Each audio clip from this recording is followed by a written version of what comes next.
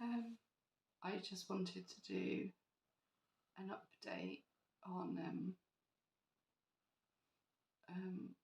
what's going on and progression of symptoms, or what if it is in fact FND, which is what they think it is. Like what I'm experiencing during this quite severe relapse. Um,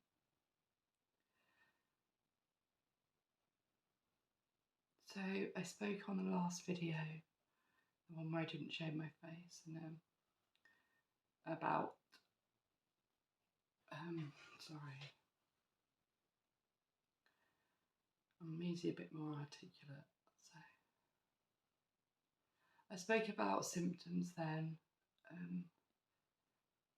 predominantly my loss of vision, which is very severe now.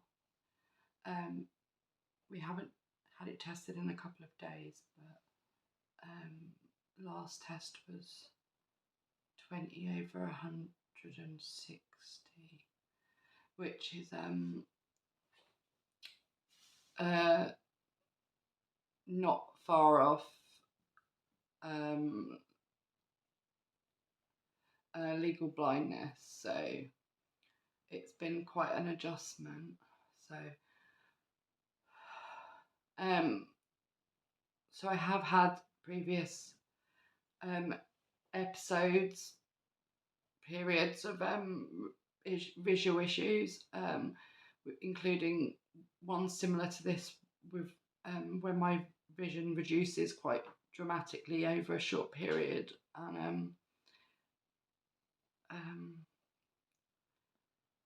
and then it's returned. I've had visual disturbances as well over periods, like floaters and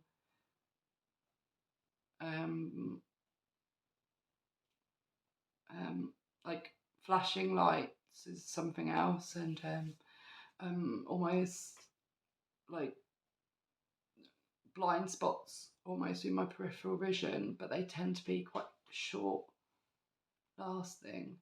So this episode started about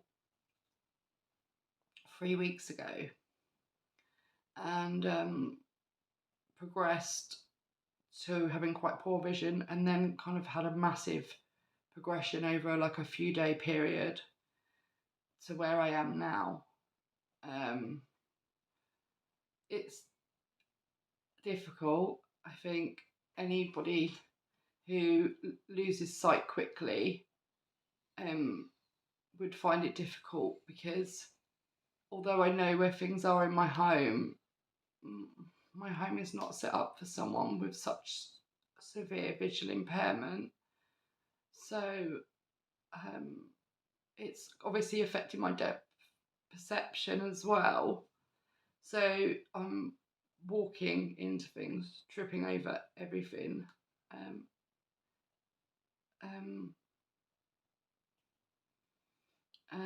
And yeah, having a lot of accidents. I'm not the most mobile or stable person. I have a lot of muscle weakness, particularly on my left side, which they now say is probably due to this. So, which I put down to my old spine fracture, but you know. So I'm not very balanced. I kind of lose muscle control, but also almost get like paralysis, particularly my left side. So I'm quite unsteady. I do have really severe lower back issues from this spinal fracture. I use a stick or a walking aid, and I'm waiting for wheelchair services, but I've used wheelchairs previously. But yeah, so that kind of combined with the fact that what they would call very low vision is making it difficult to get about, and it's almost putting me off moving, because it's so like difficult and almost a bit scary trying to get around the house. And I did fall down the stairs yesterday, but it was only the last 2 stairs. So I think I just misjudged where because I can see the stair is there. It's just a blur from the edge out off of it. So it's kind of difficult to see where things are. So I'm using my walking stick almost like a cane. So I'm kind of like touching things with it to try and gauge where they are. My coffee table is not my friend. I've whacked my legs like you wouldn't believe. I've got a massive lump on my knee. I'm not sure if I've chipped the bone there. But yeah, it's a big solid trunk coffee table, and yeah, we're having a lot of fallings out. So yeah, I'm sorry about the kind of rambling element. I'm having a lot of cognitive issues, so why I usually talk quite fast and I'm quite articulate, I like to think. Every thought or word is almost like a strain to grasp the next word, and quite bad levels of aphasia. I'm going to be completely honest. I've recently started calling Greg a name. I mean, I'm sure it's not the first time he's been called a name, but it's a name of an ex-partner. But my brain just slots in place of his name. And I mean, I don't use the Greg indoors. When we're talking, it'll be a pet name. But obviously, when I'm talking about him, I will refer to him by his name. But my brain is inserting a name of an ex-partner that I haven't been with for a really long time. I've never called anyone else that name. You know, even in an accident, or even when I first broke up with them and had a new relationship.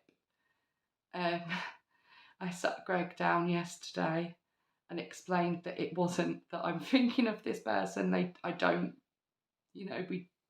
think about them or anything, and he doesn't remind me of them.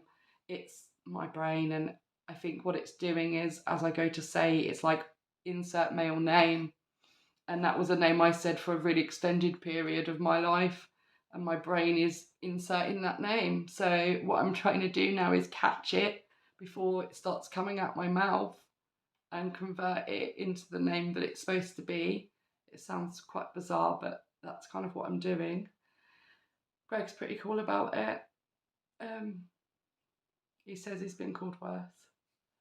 So, but it makes me feel bad. You know, like a lot of things are making me feel bad. So, even with my illness, I'm a pretty active person. Like my normal levels of issues. When I'm not having a period of relapse like this, I cook a lot. I help. Me and Greg kind of plod along, do the house together. But all his time is spent looking after me at the moment. So,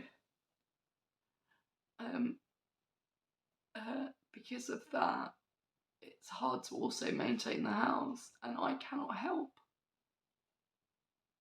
And I feel really bad because I'm not going to moan about the mess, but obviously the more cluttered the house is, with me being so low vision now, the harder it is for me. So I'm getting angry, not at him, but like I'm trying to find something on the table and the coffee table is just full of stuff, and it's my stuff. It's my medications, it's my stuff, just stuff, because I don't put things away because I can't. And it's my stuff. It's not Greg's stuff. It's mine. And I'm not mad at him because he spends every moment pretty much looking after me. And then he's got to do a lot of stuff for me. Like, even though I've got technology now, like screen readers and talk to type. I mean, screen readers, the one I have, and I don't know of any different because I've tried to research it and I'm not having much joy. don't read the images on my phone, so it, it's great that it will read text on an image. So memes, basically, anyone that knows me knows I really like my memes, so it will read the text on the meme, but it won't tell me what the image is. So it's hard to, obviously they go hand in hand to make sense of the joke. So he, I'm often asking him what's this picture and what's this about, and just small things. I mean, I've got occupational therapy coming on tomorrow. Yeah. Tomorrow, and they're going to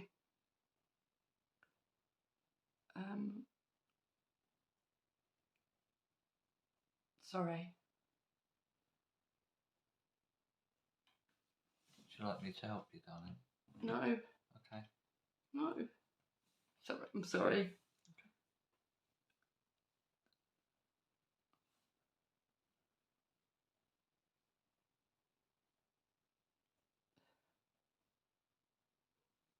Can you turn it off? Yeah. Thank you. Yeah, I'm back. Sorry, I just came to like a bit of a wall, and I knew what I was talking about, but yeah. So yes, occupational therapy. That's what I was talking about. They're coming tomorrow. Her name's Kelly. She's lovely. She's coming to fit some things, like kind of more mobility based, like bath lift and things like that. Not keen on any of these things really. I don't like having things that kind of remind me of disability everywhere.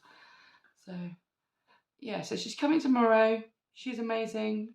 I'm going to talk to her about all this with my vision and the fact that stairs have become quite a difficult thing. So Greg has suggested lighting up the stairs, which I think is a really good idea, and also like the kind of pathways through the house.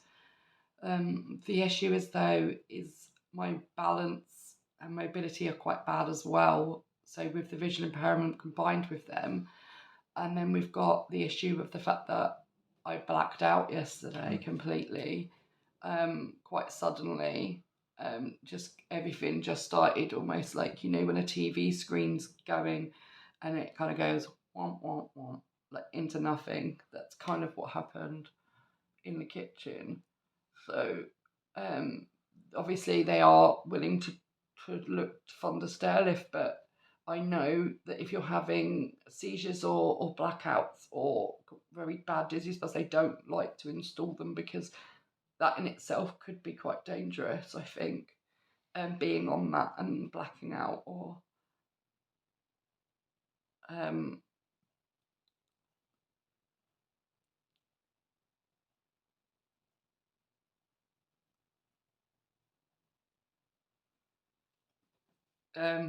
sorry, I am sorry.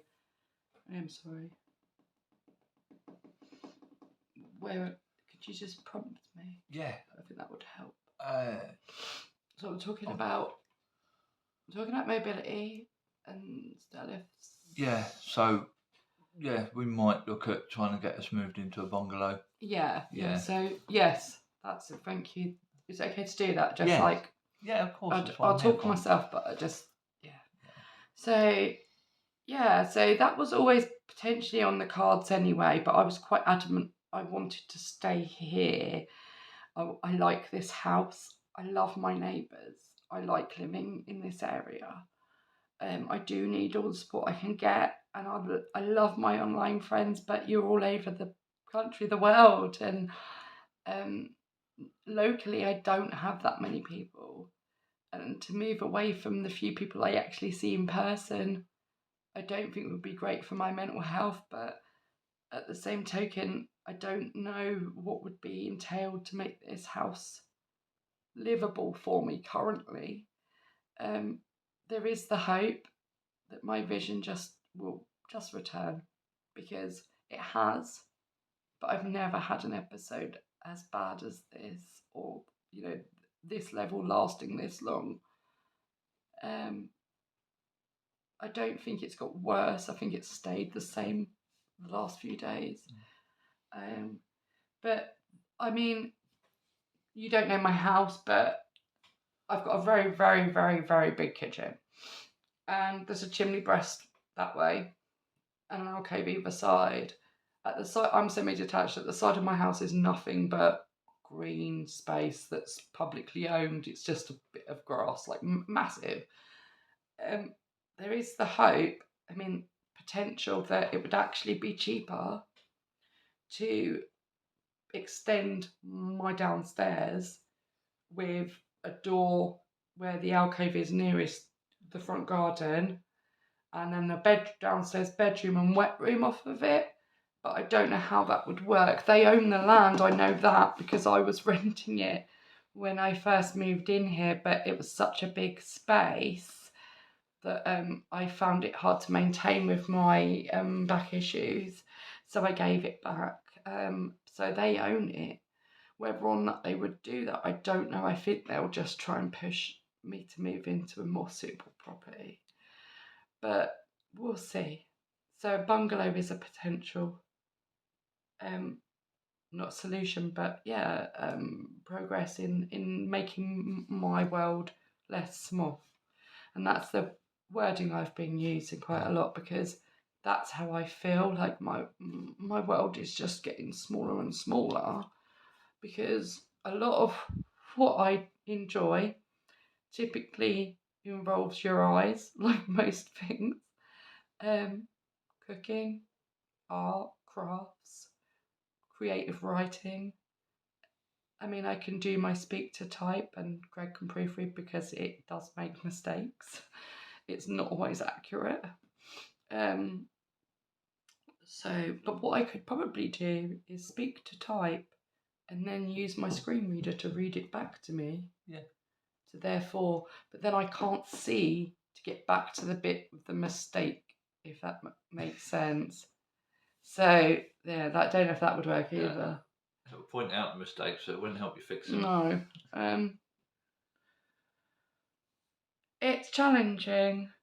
I mean, it's a lot of adaptations very quickly, a lot of changes very quickly, and being autistic is typically not something I do well with anyway. It's a lot. I mostly have spoke about the visual issues, but there's a lot of other stuff going on. Probably not helping, but I've barely slept in 2 weeks, and people that know me will know that I don't sleep well anyway, which is why I'm under a sleep clinic and a sleep specialist, and I've not slept properly in like 20 odd years. But even for me, the level of sleep I'm getting is minuscule, and it has been for a couple of weeks. Yeah, you're sleeping for 20 minutes, half an hour, maybe an hour, and then you're waking up from severe nightmares or night terrors. Yeah, so that's, so I am, if I do manage to fall asleep, I mean, I'm suffering from what, like, I always refer to it as spicy insomnia. So I'm falling asleep on occasion, but it's literally 10-15 minutes sometimes, and I'm waking up either straight into a panic attack, unable to breathe, and like full on nightmare, or I'm waking up into a night terror which I don't remember, and only Greg is kind of privy to, really, because I have no memory. But I am waking up, or I'm finding myself on the sofa when I have no recollection of going downstairs. So, which in itself is quite dangerous, particularly with my eyesight and my walking and stuff. So there's that. First, I would blame my diabetes, but my diabetes is really, really well controlled. So much so that I'm off insulin, and I'm off insulin, and my blood sugar is almost that of a non-diabetic person. So a lot of things I would have blamed on that, but the first, honestly, is unreal. I think I must have drunk about 20 litres of fluid in 24 hours. And my mouth just feels like I just feel excessively thirsty all the time at the moment. I don't know whether that's related to the FND or what, because I'm so thirsty that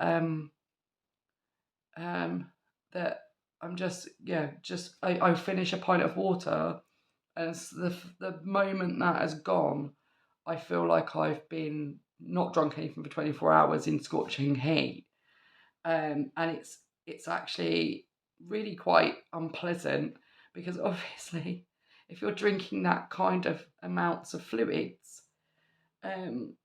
you're weeing a lot. I didn't know what word to use for weeing then. Sorry.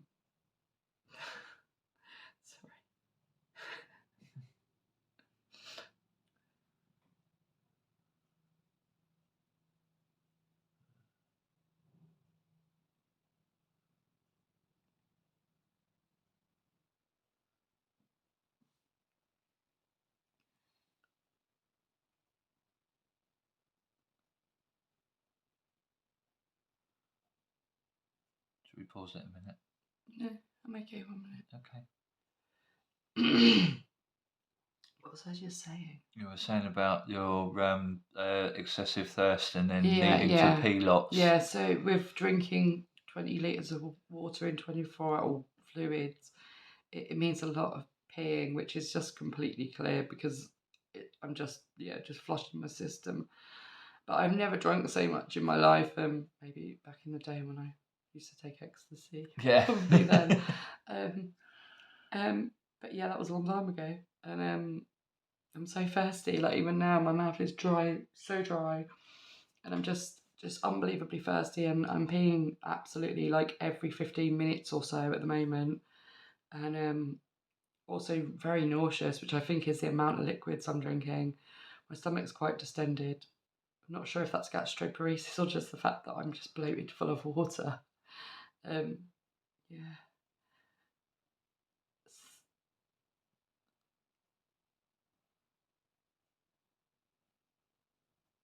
Yeah, so yeah, that's what it is. Yeah, so I'm really bloated and I feel very, very sick. Like I was actually vomited this morning, and I'm going to be honest, I literally just peed and I vomited and full on wet myself because I've got so much fluid in me, I think. But it's making me really nauseous, but yet I can't stop drinking. So it's a difficult one. Yeah, I am rambling a lot. I know I am. I just wanted to do this because I didn't do what I said and make myself feel better and put on some makeup and do it because I haven't got the energy. The fatigue is unreal. So just going to the toilet fatigues me, and I'm going so much because of this excessive thirst. Everything is exhausting. Like everything I do is exhausting. Like talking a message out so it can then be typed and then getting Greg to read it. Everything just feels so like cumbersome and tiring. Sorry, I'm not looking at the screen hardly at all. It's not good way of making content, I don't think. You're supposed to kind of address your audience. I just can't. It's difficult. Yeah, so I'm rambling. Greg, can you help me out with what the kind of things that I might want to talk about? Sorry. Yeah. Ideally, what I would have done is I would have wrote down bullet points of stuff that I wanted to talk about and then done that, but I couldn't have read the bullet points. But then I just thought I could have asked Greg to prompt me on subjects. Yeah, and now I've got to try and remember as well, and my memory is quite broken. Greg's not got a good memory. I mean, I'm usually his memory. Yeah. Which is a bit worrying. Yeah. Maybe sort of talk about the way you were feeling this morning, that you just felt completely weird. Yeah, there was more thing, completely weird. Yeah, I did have a moment this morning where I just felt I can't. It's weird when you can't explain to someone what is wrong, but something is wrong, and I'm getting that a lot. Like I'm having periods where I almost feel like I'm dying. I'm not in horrific pain. I feel just general not okayness. That's how I would describe it. But I had a very kind of dark, depressing kind of episode in the bed this morning where I was quite convinced that that was it. I was probably going to die, and like I at the time it felt, I can't. It's difficult to describe it. Yeah. Oh, that's electric. The electric's about to go on with skin. No, don't worry. Please don't say that on video. Okay, we have money tomorrow, so it's fine. Okay, yeah. It's only a day, and it won't go off after a certain time anyway on a weekend. So don't worry about it. Yeah, that's good. That's completely thrown me. Yeah. Because it's something I'm relating my brain now Yeah, can't get back. Yeah. Yeah. Don't worry, it's fine. It's fine, honestly. So you've been in quite in and out of quite a dark depression. Yeah, quite dark depressive episodes this morning.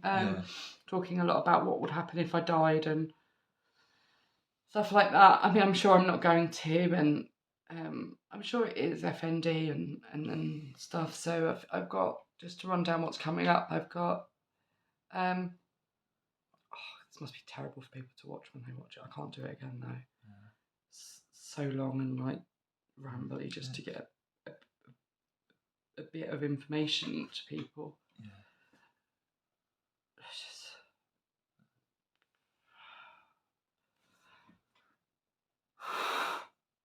Sorry, I don't know. I think we've pretty much covered a lot of it. I just wanted to say what appointments I had coming up. I think that's what it was. Yeah. So tomorrow's OT. Tomorrow's OT. Wednesday is neurologist. Friday is MRI of the spine. Yeah. And then my CT, because it's a contrast one, they couldn't smush them together because the spine was already happening before the really severe neurological symptoms started up in this kind of relapse again. Mm. So they'd already had an MRI booked for me at a private hospital. The Shire? It might be the Shire, yeah. I don't we've got it all written down. But no, I was just trying to remember the hospital. It's a posh one in Washington. Yeah, so that was already booked. My GP tried to turn it into like a double appointment to have like a contrast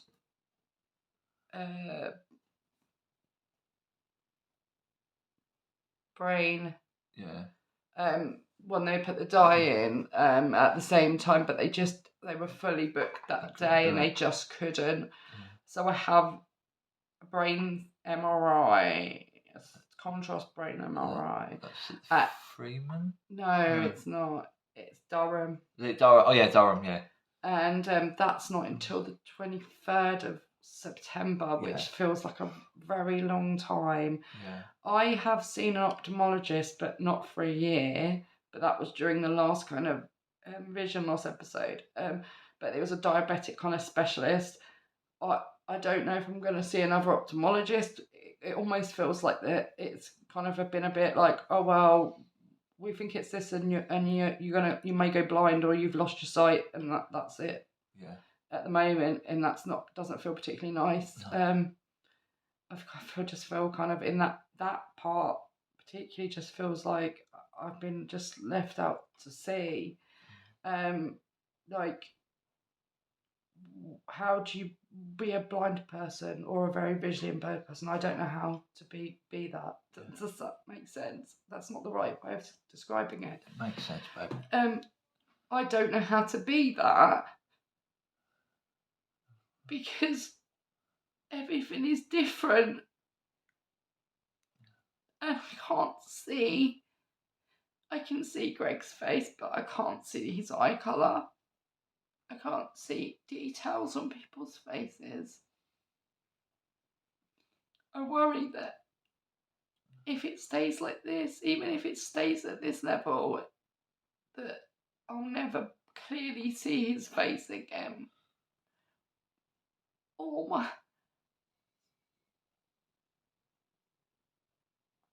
Sorry, I'm having a bit of an issue. But we will together adapt and overcome, won't we? Yeah. Yeah. It's my head, sorry. I'm going a bit weird. Right. Shall we stop? Like dissociate, any kind of. That's another. Yeah, symptom. that's another thing. You do that quite a lot, don't you? You just said, more of an absence than a disassociation, but this is disassociation. There's been a couple of times when she's been completely absent and just not there, and it's taken quite a lot of tapping on the shoulder to get her back. She's having, there's over the ones in the night where she's, I'm dead to the world. I'm fast asleep. She's getting up. Around? Yeah. Hello, everyone. Yeah. So it's happening in the middle of the night when I'm asleep. Where she's sort of not waking up, shall we say, and then heading downstairs, just sitting on the sofa, the telly off, phone either upstairs or on the table, and not looking at the phone. She's just sort of coming around, and she's just sitting there, and she doesn't know how she's got there or how long she's been there for. It's just quite. It's quite terrifying, really. Scary night terrors as well. Yeah, there was one the other night where she woke me up screaming in her sleep, and I comforted her until she woke up. But she was still in the dream. She was like, "Someone's come in. They've punched me in the face. I don't know what's going on. I'm really scared." And I was just like, your partner, Greg's here. And she's like, "I don't have a partner." And it took her a long time to calm down, and she just cried and sobbed in my arms. Eventually she went back to sleep for a little while. This is happening a lot. Stuff like this. I'm a bit of a loss about what to do. It's the first time I've actually spoken about it. It's a lot to take in, and it's a lot to deal with, and I'm just taking it in my stride at the minute. I don't know how. You're doing amazing. I know. Okay. I'm not giving myself much time to process. We spoke about that yesterday, didn't we? That you need time to talk about it as well. And fucking hell. Because if I give myself time to think about it and try and work it out, I'm just going to bits. I can't do that at the moment. I'm sorry, Pip. Yeah. I love you. All right. I love you too. Love you. It's okay. Yeah. To be like this, you're allowed to be upset as well, and I'm not.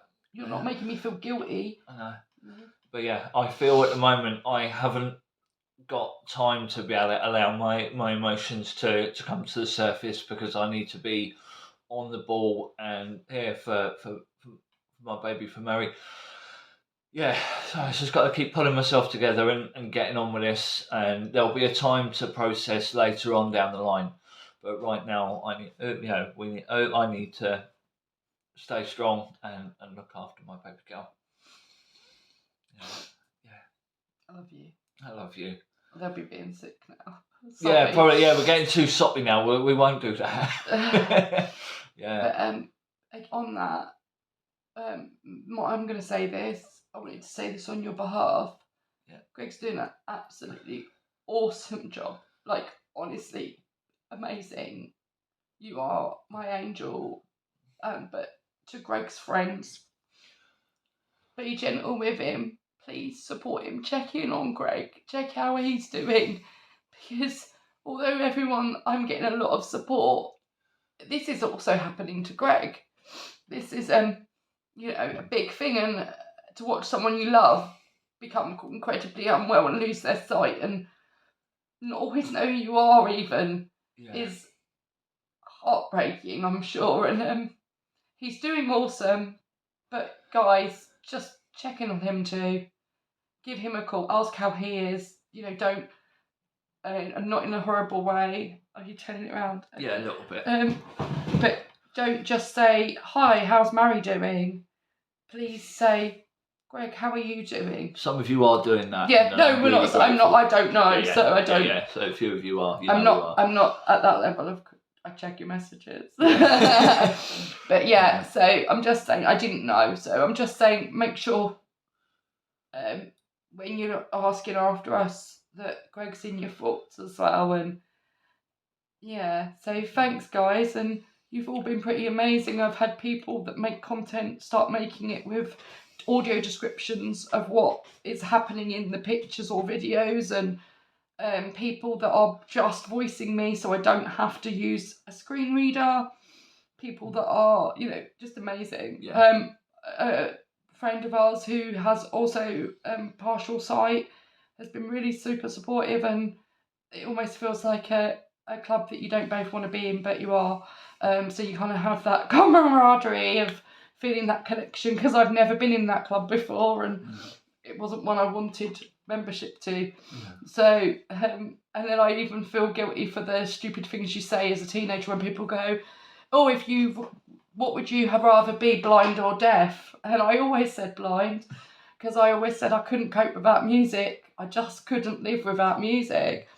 And it's a horrible question, and I think about it and I always feel like, I don't know, like You answered the wrong way. Or I brought it on myself, or I know that's ridiculous, but yeah, I used to always say I'd rather lose my sight than my hearing, which most people would say the opposite. Yeah. But I just was like, I can't. My favourite songs, I know I've got bits of them in my head, but like I couldn't, live music and things, and I imagine it's just as horrific. I don't know, but I think whatever one you'd get, you'd think, oh, maybe I should have had the other one, because they're both awful. Loss of sight and loss of hearing. And it's a grieving process almost. Yeah. But there is hope. My vision has come back. Let's not, throw the towel in and go, oh, I'm just going to never see again. Like, this is how I'm going to see the world forever. That's not necessarily true, because there's still a chance that a good chance that it'll just come back. Yeah. It might not, but it there's a good chance it will, and I'll just. But then obviously then there's a good chance these episodes will continue to happen, or keep happening, or get longer, or more severe. But they might stay the same and they might get better. You just don't know. Yeah. So I'm just guessing, really. Yeah, it's anybody's guess, really. Yeah, but there's hope. There's always hope, isn't there? And you can't lose that. You need to hold on to that. On a weird segue there. We've been watching The Sandman with audio description, and it's absolutely amazing. And it also kind of makes you see the world differently, that show, because it's a different perspective on grief and death and heartbreak, and it's kind of like, it's interesting, and we're really enjoying that. And the audio description on it is amazing, so it's really detailed and really paints a good kind of mind's eye picture of what's happening. It's quite disappointing, the lack of audio description on things. Some very big shows that do not have offer audio description. Which is really it's frustrating, because one of the things I never was into watching telly before we got together, but now we really enjoy sitting and watching shows together, and it's so difficult to find something that we can watch. Because there's such a real lack of audio descriptions, especially I think we found, like, out of things we want to watch, there's like maybe 4 shows. I think Brooklyn Nine-Nine, which I was kind of almost caught up with anyway before this happened, so I had like only a few episodes I could enjoy. And then obviously The Sandman that we said, and Stranger Things. But other than that, there's nothing. We've tried a lot of other stuff we wanted to watch, and it's not really accessible for me currently. That's on Netflix. We haven't really looked at the audio description options on other streaming services yet. We haven't really yet, no, because most of what we want to watch is on Netflix. Sorry, I'm really bad at not looking at the camera. No, that's all right. And that isn't like me, even with the autism, because I have done like little videos in the past that I've posted up just on Facebook, and I'm usually quite good at addressing the camera. For some reason, I just don't want to look that way. Yeah, exactly. So it's easier for me to just kind of stare off into space almost. I can't really. It's not like, I think part of the reason you look at yourself, look at the camera, is you can see yourself. Yeah. You can't look at yourself, aren't you? It's a bit of a vanity thing. You're kind of like, I think it's that good looking person. You might think that. So I think that's part of it. I can't really see myself. I mean, I can see myself, like the shape of me, but I can't see any details. I can't see if I have something on my face. Yeah. That's an in joke at the moment, because I had something on my face yesterday and it was so... Oh, no, No, go on. Yeah. Now, yesterday we were enjoying our favourite meal, which is bread and butter and chips with mayonnaise. And somehow she managed to get a splooge of mayo just there. And later on, I was talking. Yeah, you just turned around and talked to me, and it was like, I had to tell her. I had like a big. It was like a binny spot. It was like a bit. Yeah, it actually been to the. And I don't know how I managed to get it there. Because normally I'd check my face when I'm like messaging or like whatever. Like if I'm taking photos, I take a lot of selfies. I did anyway, but I'd see that, and I don't know why I didn't feel it though. Like it wasn't a small amount of mayo, was quite a splodge. Yeah, you could have used that dipped a chip in it. Yeah. Yeah. So I mean, you've got to laugh, haven't you? I think that's really important. Keep laughing. Yeah. Just made me realise. I mean, I didn't need to realise, but I love Greg more than ever. I mean, he's one in a bazillion. I don't think the world could handle another one of me. I mean, I don't know about that, but yeah. Greg's awesome. Okay, Greg. But I didn't know what to say then. I kind of trailed off. But that's all right. Yeah. Shall we? We'll sign off. Yeah. Shall we wrap this up? I'll try. Yeah. So thank you all for sticking with us this far. It's been a long one. Really appreciate and love you all for everything you're doing, and we'll catch up with you soon. Okay. Yeah. All right. Bye. Ta-da.